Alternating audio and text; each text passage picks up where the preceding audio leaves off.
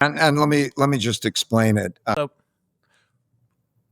I'm interested in how China's ascendancy, what we're seeing at the moment, how that relates to sort of the first two orders at the moment, how much that is born out of that, how much that is influenced by the first two that we've seen. Because you mentioned it earlier on, it seems to be the primary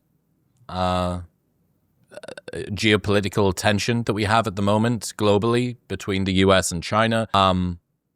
Are there any comparable situations from history Yes, like this? yes. And let me just explain it. We now have China as a roughly comparable power.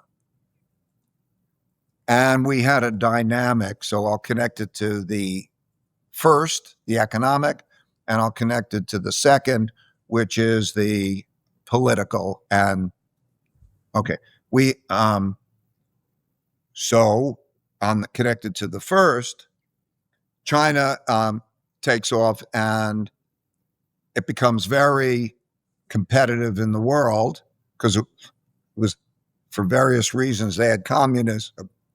Mao dies in 1976, and they changed policies in 1978. And as a result, they go to policies that made them much more competitive in the world.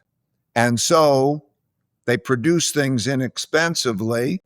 Americans buy that with borrowed money. The Chinese think, oh, that's great. I'm selling stuff and I'm accumulating my saving in the form of these bonds. And the Americans think, okay, that's great. I'm buying this good, expensive stuff. And I feel that that's good, but I'm also getting deeper in debt. And they don't pay too much attention to that. And then also, you lose the middle class because we used to be manufacturing. In other words, the manufacturer people worked on an assembly line.